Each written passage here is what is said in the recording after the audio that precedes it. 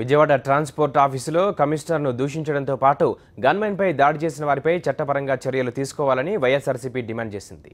గత నెల 25న రవాణా శాఖ కార్యాలయంలో MP Kesineni Nani, MLA Bonda Uma, MLC Buddha Venkanna, Nagul మీరాలు చేసిన దౌర్జన్యం చేసినప్పటికీ వారిపై ఎలాంటి కేసులు నమోదు చేయకపోవడంతో వైఎస్ఆర్సీపీ నేతలు కొలుసు పార్థసారథి, అంబటి రాంబాబు, వెల్లంపల్లి శ్రీనివాస్, పి గౌతమ్ రెడ్డి కృష్ణలంక పిఎస్లో ఫిర్యాదు చేశారు. ఈ ఘటనలో సాక్షాత్తు ముఖ్యమంత్రి చంద్రబాబు జోక్యం చేసుకుని పంచాయతీ చేయడంతో పోలీసులు కూడా ఎటువంటి కేసులు నమోదు చేయలేదు. దీనిపై బాధ్యత కలిగిన ప్రతిపక్ష పార్టీగా వైఎస్ఆర్సీపీ నేతలు సదరు ప్రజాప్రతినిధులపై చర్యలు తీసుకోవాలంటూ లిఖితపూర్వకంగా ఫిర్యాదు చేశారు.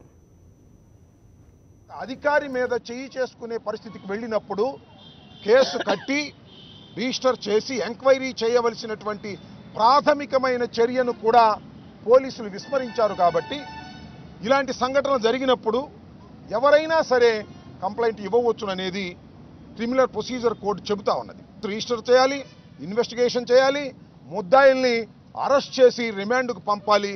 కానీ సాక్షాత్తు రాష్ట్ర ముఖ్యమంత్రి నారా చంద్రబాబు నాయుడు గారు కలుగ చేసుకొని రాజీలు చేసి కేసుల్ని కూడా పెట్టకోకుండా భూస్థాపితం చేసే కార్యక్రమం చేస్తున్నారు. కాబట్టి ప్రజాస్వామ్యంలో ఒక ప్రధాన ప్రతిపక్షంగా ఇలాంటి వాటి మీద చర్య తీసుకోవాలనే ఉద్దేశంతో ఈ రోజున మా కృష్ణా జిల్లా అధ్యక్షులైనటువంటి కొలుసు పార్థసారథి గారు ఆ కంప్లైంట్ను డ్రాప్ చేసి ఇవాళ మేము ఆ కన్సర్న్ పోలీస్ స్టేషన్లో ఇవ్వడం జరిగింది.